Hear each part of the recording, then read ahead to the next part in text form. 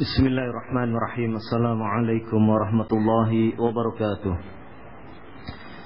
Innal hamdalillah nahmaduhu wa nasta'inuhu wa nastaghfiruh wa na'udzu billahi min shururi anfusina wa min sayyiati a'malina. May yahdihillahu fala mudilla lahu wa may yudlil fala hadiya lahu.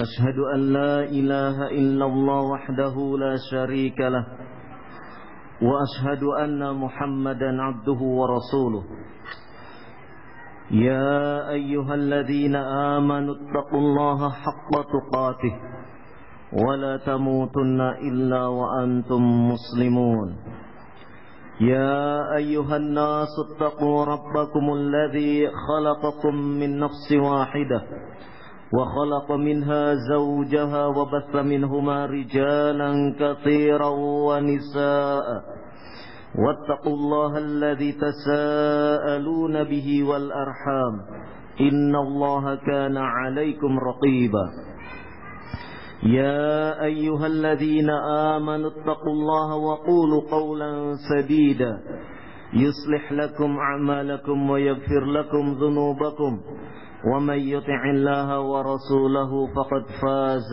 فوزا عظيما أما بعد فإن أصدق الحديث كتاب الله وخير الهدي هدي محمد صلى الله عليه وعلى آله وسلم وشر الأمور محدثاتها فإن كل محدثة بدعة وكل بدعة ضلالة وكل ضلالة في النار. Alhamdulillah, syukur senantiasa kita panjatkan kepada Allah Subhanahu wa ta'ala. Dialah zat yang telah memberikan berbagai kenikmatan kepada kita semua, termasuk nikmat yang Allah karuniakan kepada kita. Pada siang hari ini kita dipertemukan di dalam masjid ini dalam rangka untuk taqarrub ilallah, mendekatkan diri kita kepada Allah Subhanahu wa ta'ala dalam wujud talabul ilmi. Semoga Allah Subhanahu wa ta'ala menjadikan amalan ini sebagai amalan saleh. Pada kesempatan siang hari ini kita akan mencoba untuk mengkaji hal-hal yang terkait dengan tuntunan salaf dalam bermasyarakat.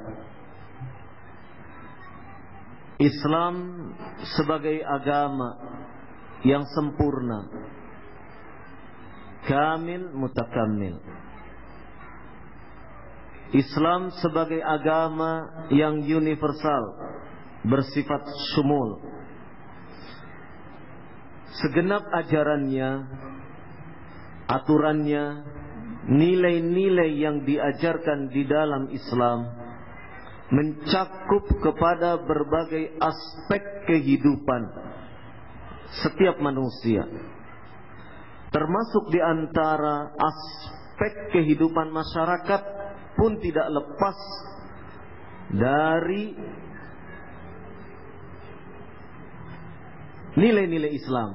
Oleh karena itulah, ketika kita mempelajari Islam sebagai agama kita, maka sebenarnya kita sedang mendalami tuntunan bekal hidup yang akan kita jalani saat di dunia ini maupun di akhirat.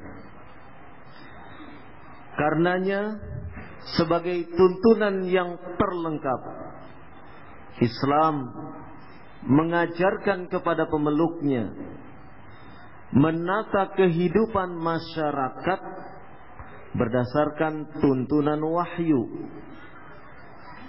Tuntunan wahyu baik itu yang tertera di dalam Al-Quran maupun yang ada di dalam hadis Nabi sallallahu alaihi wa ala alihi wasallam. Tuntunan salaf makna daripada as-salaf secara bahasa jam'un dari salif. As-salif maknanya adalah al-mutaqaddimu, yang terdahulu, yang sifatnya telah berlalu. Maka yang dimaksud dengan as-salaf yaitu al-jama'atul mutaqaddimun, yaitu satu kelompok orang-orang atau manusia yang masanya telah terdahulu, waktunya telah berlalu. Nabi sallallahu alaihi wa ala alihi wasallam mengungkapkan tentang as-salaf, orang-orang terdahulu yang mereka disebutkan oleh Nabi sallallahu alaihi wa ala alihi wasallam sebagai sebaik-baik manusia.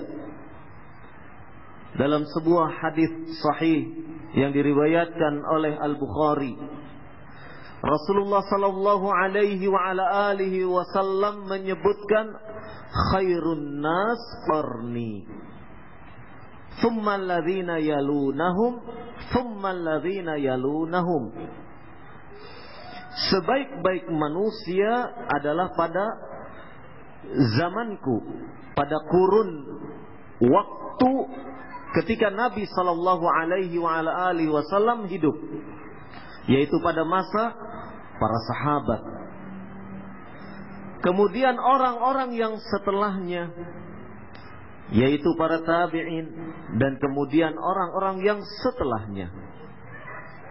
Inilah yang disebut sebagai kurun keutamaan, kurun di mana Nabi sallallahu alaihi wa ala alihi wasallam memberikan jaminan sebagai sebaik-baik manusia. Inilah yang disebut sebagai as-salaf, yaitu orang-orang terdahulu yang mereka beriltizam, memegang teguh prinsip agama yang diajarkan oleh Rasulullah sallallahu alaihi wa ala alihi wasallam. Mereka inilah yang disebutkan di dalam hadis Nabi sallallahu alaihi wa ala alihi wasallam sebagaimana diriwayatkan Abu Dawud, At-Tirmidzi, Ibnu Majah. Disebutkan oleh Nabi sallallahu alaihi wasallam sebagai ma ana alaihi al-yaum wa ashabi. Yaitu di mana saya dan para sahabatku pada hari itu berada di atasnya, yaitu menjalani apa yang diperintahkan oleh Allah Subhanahu wa ta'ala. Maka sebagai bentuk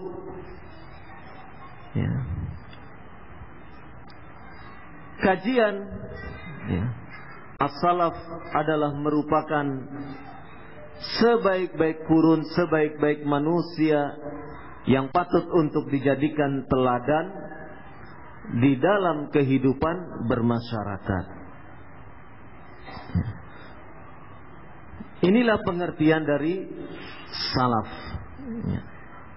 Allah Subhanahu wa ta'ala dalam surat Az-Zukhruf menyebutkan, Az-Zukhruf ayat ke-56, faja'alnahum salafan wa mathalan lil akhirin, dan kami jadikan mereka itu salafan, orang-orang terdahulu yang menjadi pelajaran dan menjadi permisalan bagi orang-orang yang kemudian. Di dalam surat Az-Zukhruf ayat ke-56 ini ada kata-kata salaf. Adapun pengertian masyarakat, judul kajian kita tuntunan salaf dalam bermasyarakat. Apa itu masyarakat? Menurut Kamus Besar Bahasa Indonesia menyebutkan masyarakat artinya sejumlah manusia dalam arti seluas-luasnya dan terikat oleh suatu kebudayaan yang mereka anggap sama. Ya. Sekumpulan manusia, sejumlah manusia, ya, di mana mereka terikat dalam satu budaya, satu kebiasaan, satu tradisi, ya. Yang budaya tradisi itu sama di antara kumpulan manusia. Maka ketika kita menyebutkan masyarakat desa, ya, masyarakat desa, berarti kita memiliki gambaran bahwasannya yang dimaksud masyarakat desa yaitu masyarakat yang penduduknya atau masing-masing individu dari anggota masyarakat itu memiliki kriteria ciri-ciri yang sama. Apa itu ciri-ciri yang sama? Misalnya mata pencahariannya sama. Apa itu mata pencahariannya? Bertani. Masyarakat desa. Ya. Tidak ada masyarakat desa kemudian direktur, ya, susunannya direktur, yang satu kemudian ya, manajer dan lain sebagainya. Rata-rata masyarakat desa ya, memiliki kriteria yang sama, di antaranya mata pencahariannya bertani, beternak, ya, dan seterusnya. Kalau kita menyebutkan masyarakat tradisional, maka kita akan membayangkan yang dimaksud dengan masyarakat tradisional di situ yaitu di mana masyarakat yang penduduknya atau orang-orang yang ada di dalamnya ya, memiliki banyak kesamaan dalam memegang satu bentuk tradisi, kebiasaan yang terdahulu, kebiasaan lama. Ya. Ini yang disebut dengan masyarakat tradisional. Dan nanti banyak lagi istilah-istilah masyarakat modern atau yang diistilahkan dengan masyarakat madani. Ya. Intinya bahwasannya kita ingin mendudukan masyarakat di sini adalah masyarakat yang memiliki nilai, kebiasaan, tradisi yang sama.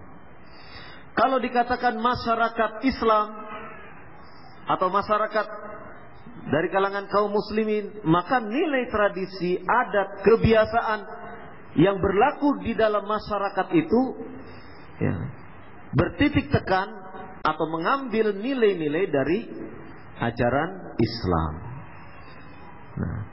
Nah, ketika kita membicarakan bagaimana hidup bermasyarakat dengan tuntunan salaf, ya, maka berarti kita ingin mencoba merubah satu bentuk konstruksi masyarakat ya, dengan melalui nilai-nilai yang diajarkan oleh para sahabat, ya, oleh Rasulullah Sallallahu Alaihi Wasallam, para sahabat, tabiin, tabiut tabiin. Ya. Jadi tuntunan salaf terhadap masyarakat, ya, atau di dalam bermasyarakat, ya, mengandung pengertian bahwasannya kita ingin menerapkan di dalam satu masyarakat, ya, yang telah memiliki kebiasaan, yang kebiasaan itu diambil dari kalangan salaf. Dalam hal ini adalah sebagaimana yang tadi dijelaskan, ya, bahwasannya salaf itu adalah orang-orang yang terbaik, manusia-manusia yang terbaik pada zamanku, pada zaman Rasulullah sallallahu alaihi wa ala alihi wasallam, dan kita diperintah untuk berpegang teguh kepadanya sebagaimana sabda Nabi sallallahu alaihi wa ala alihi wasallam dalam sebuah hadis riwayat Abu Dawud, At-Tirmidzi, Ibnu Majah. Nabi sallallahu alaihi wa ala alihi wasallam menyebutkan, alaikum bis sunnati wa sunnatil khulafa'ir rasyidin al-mahdiyyin. Dan hendaklah kalian berpegang teguh kepada sunnahku dan sunnah khulafa ar-rasyidin al-mahdiyyin min ba'di, yaitu sunnahnya para khalifah yang terbimbing, yang mendapatkan petunjuk setelah sepeninggalku. Tamassaku biha wa 'addu 'alaiha bin nawajib. Ya. Hendaklah kalian berpegang teguh kepada sunnahku tersebut dan sunnah para khulafaur rasyidin al-mahdiyyin tersebut. Dan gigitlah oleh kalian dengan gigi-gigi geraham kalian sunnah tersebut. Ini perintah Nabi sallallahu alaihi wa ala alihi wasallam bagi setiap muslim untuk menjalani kehidupan ini dengan bersendikan kepada pemahaman salafus saleh.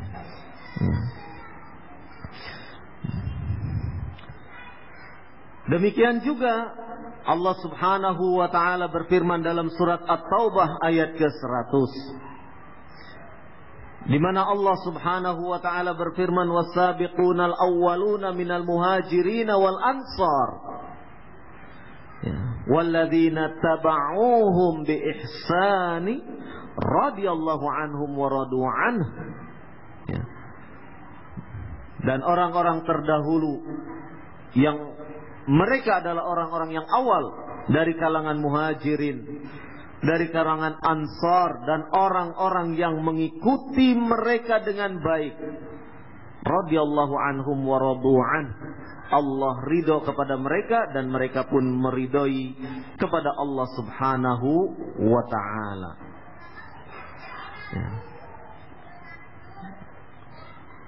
Apa balasan bagi orang yang mengikuti salaf ini? Allah Subhanahu wa ta'ala menyebutkan, wa'adda lahum jannatin tajri tahtahal anhar khalidina fiha abada. Mereka adalah orang-orang yang telah disiapkan bagi mereka surga yang mengalir di bawahnya sungai-sungai, mereka kekal di dalam surga tersebut. Allah Subhanahu wa ta'ala menggambarkan kepada, memberikan berita gembira kepada orang-orang yang mengikuti al-muhajirin wal ansar, yaitu salaf, para sahabat, salafuna saleh, orang-orang yang terdahulu yang saleh. Maka ikhwah fiddin azakumullah, bagaimanakah sebetulnya potret masyarakat terdahulu yang soleh ini, yang diajarkan ataupun dididik langsung oleh Rasulullah sallallahu alaihi wa ala alihi wasallam. Dalam sebuah hadis dari Abi Dzar radhiyallahu anhu, Rasulullah sallallahu alaihi wa ala alihi wasallam, beliau pernah bersabda, ya Abu Dzar, idza tabakhta maraqatan fa'aqsir ma'aha wa ta'ahad jiranak. Hadis riwayat Muslim. Kata Nabi SAW berwasiat kepada Abu Dzar, wahai Abu Dzar, jika engkau memasak maraqah, memasak masakan maraq, yaitu yang mengandung kuah, mengandung kuah, fa'aktsir ma'aha, perbanyak kuahnya, perbanyak airnya. Wa ta'ahad jiranak, dan perhatikan tetanggamu, atau bagikan masakanmu itu kepada tetanggamu. Di dalam riwayat lain disebutkan, kata Abu Dzar, inna khalili awsani, sesungguhnya kekasihku telah berwasiat kepada diriku, idza tabakhta maraqatan fa'aqfir ma'aha thumma anzur ahla baitin min jiranik fa'asibhum minha bima'rufin. Sesungguhnya kekasihku, yaitu Rasulullah sallallahu alaihi wasallam, telah berwasiat kepada diriku, apabila engkau memasak masakan berkuah, maka perbanyaklah airnya. Kemudian perhatikanlah oleh engkau tetangga, orang-orang yang ada di dalam rumah tetanggamu. Artinya perhatikan tetanggamu. Maka berilah marok tersebut kepada mereka bima'rufin, dengan cara yang baik. Ikhwafidin azakumullah, hadis Abu Dzar Al-Ghifari radhiyallahu anhu ini mengandung beberapa faidah.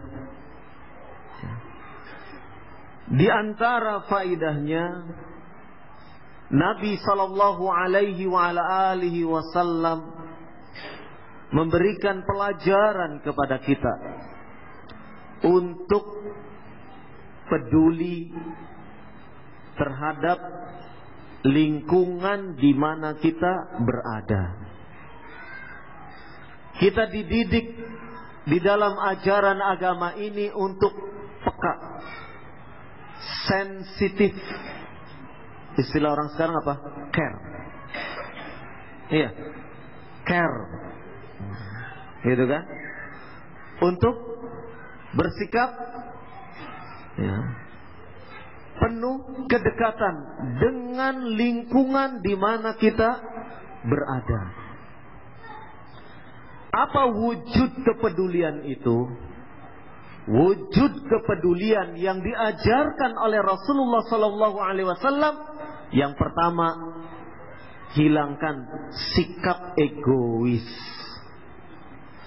Sikap egois itu sikap yang hanya melihat terhadap dirinya sendiri. Namanya saja ego, aku. Senantiasa melihat akunya, senantiasa melihat dirinya.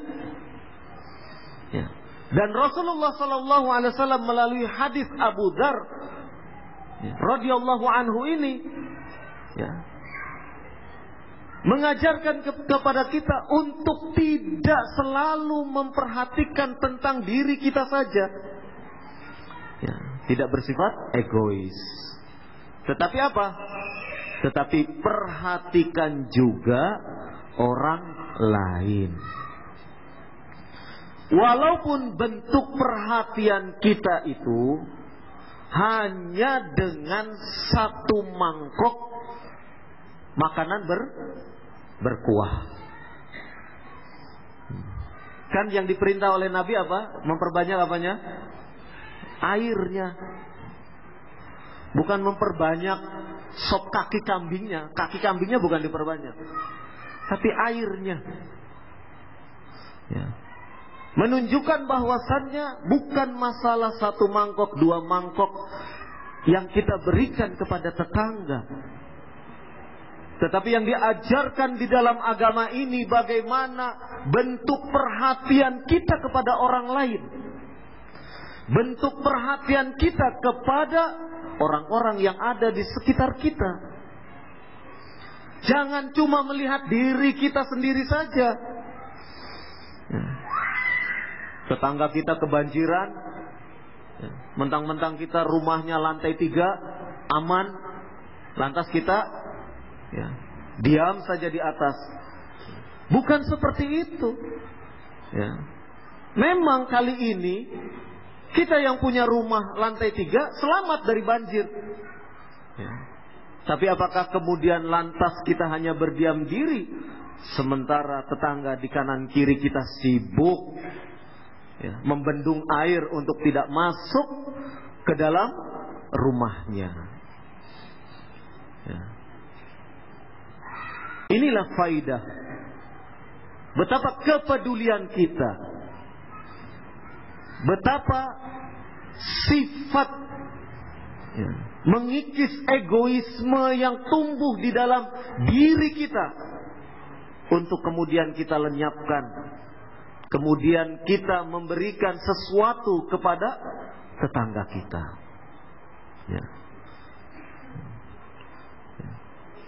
Dan ketika nilai ini diterapkan di dalam kehidupan bermasyarakat, kira-kira orang model kita, dia berjenggot, berjubah, peduli kepada tetangganya, kira-kira tetangga akan meremehkan kita? Tentu tidak. Walaupun niat kita membantu tetangga bukan untuk mendapatkan penghargaan, bukan untuk mendapatkan supaya kita diapresiasi oleh tetangga kita, tidak. Tetapi inilah wujud seorang salafi hidup di tengah-tengah masyarakat. Jangan kemudian bersikap eksklusif. Jangan kemudian hidup di tengah tetangga yang ramai seperti hidup di tengah hutan.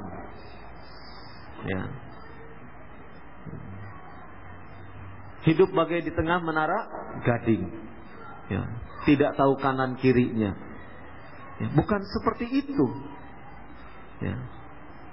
Salafun saleh mengajarkan kepada kita bagaimana kepedulian itu ditumbuhkan. Oleh karena itu, sejak kecil anak-anak kita dididik, manakala temannya sakit, jangan kita kemudian merasa tidak peduli. Biar saja, anaknya teman aja. Justru anak kita diajak, yuk temanmu sana sakit. Ambil inisiatif oleh kita sebagai orang tua. Temanmu sana, kamu tahu kan, temanmu yang suka ketemu di Masjid Asy-Syifa itu, yang suka main-main bersama kamu itu, namanya siapa? Namanya Tolha. Ya, Tolha itu loh. Anaknya siapa? Ya, anaknya Pak Ahmad itu. Ya. Sakit sekarang. Ya sakit, Bi. Iya sakit. Kita tengok yuk. Ayo tengok. Diajari anak kita untuk apa? Peduli. Untuk peduli. Itu berarti kita sedang menanamkan tuntunan salaf.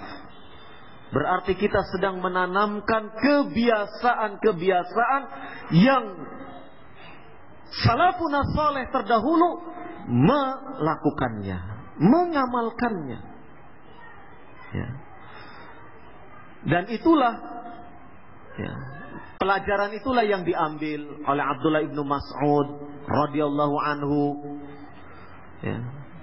Jadi para sahabat belajar kepada Rasulullah sallallahu alaihi wasallam itu tidak semata-mata belajar. Dapat Nabi sallallahu alaihi wasallam dapat wahyu kemudian diajarkan di majelis ilmu. Tidak semata itu. Tetapi para sahabat Rasulullah sallallahu alaihi wasallam salafun saleh belajar kepada Rasulullah sallallahu alaihi wasallam bukan semata-mata belajar mendapatkan ayat yang turun kemudian hafal setelah itu selesai, tidak. Tetapi belajar bagaimana tatbik, pelaksanaan, mewujudkan, merealisasikan, mengamalkan daripada ayat yang turun tersebut.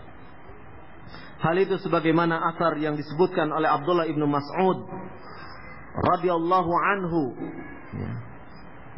Ini terdapat di dalam kitab Syarah Ushulus Salasah yang ditulis oleh Syekh Ubaid Al-Jabiri hafizahullah taala.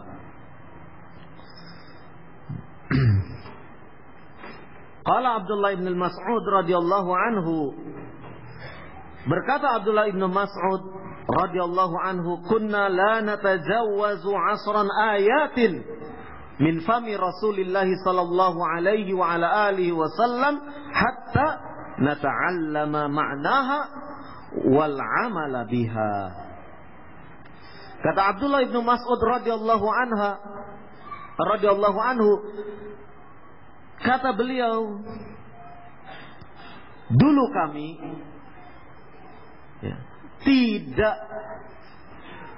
tidaklah menghafal, mempelajari lebih dari 10 ayat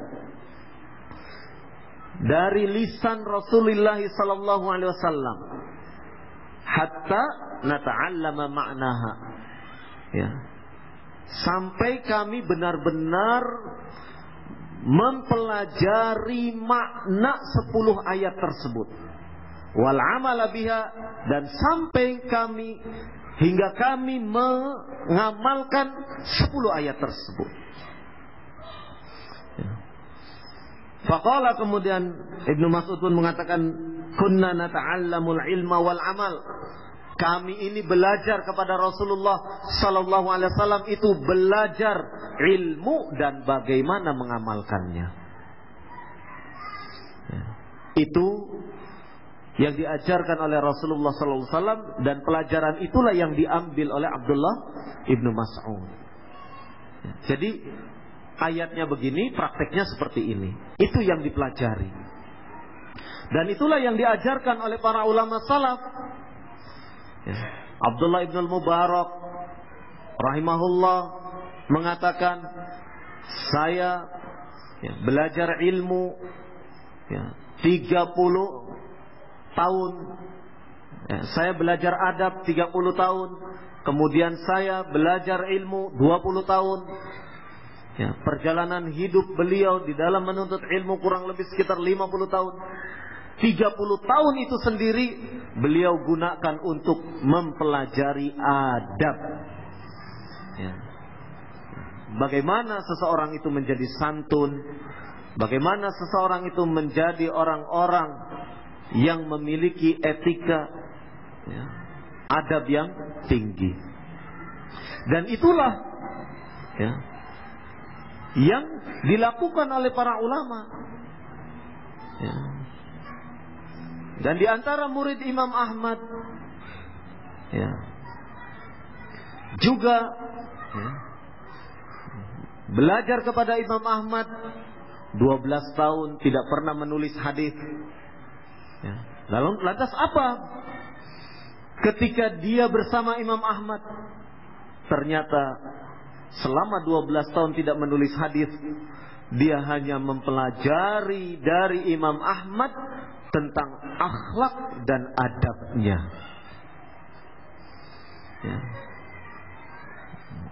Tentang akhlak dan adabnya. Bagaimana Imam Ahmad menerima tamu, dipelajari. Bagaimana Imam Ahmad memperlakukan tetangganya, dipelajari. Bagaimana adab Imam Ahmad terhadap sultan, penguasa, pemerintahnya, dipelajari. Bagaimana Imam Ahmad bermuamalah dengan para muridnya, para santrinya, dipelajari. Dan adab-adab yang lainnya. 12 tahun mempelajari hal yang seperti itu. Sehingga penting bagi kita ketika kita mempelajari bagaimana salafun saleh berhubungan, melakukan satu bentuk relasi dengan masyarakat, apa yang dilakukan? Satu bentuk hubungan yang tadi disampaikan, yaitu hadis dari Abu Dzar Al-Ghifari. Bagaimana merekatkan kedekatan dengan masyarakat, bagaimana membina hubungan dengan masyarakat. Baik, mungkin sampai di sini dulu pembahasan kita pada sesi pertama. Insyaallah setelah salat sunnah nanti, setelah salat duhur, salat sunnah, insyaallah kita lanjutkan tentang bagaimana tuntunan salaf dalam bermasyarakat ini. Wallahu a'lam bishawab. Subhanakallahumma wa bihamdik, asyhadu an la ilaha illa anta, astaghfiruka wa atubu ilaik. Wa sallallahu ala nabiyyina Muhammad walhamdulillahi rabbil alamin.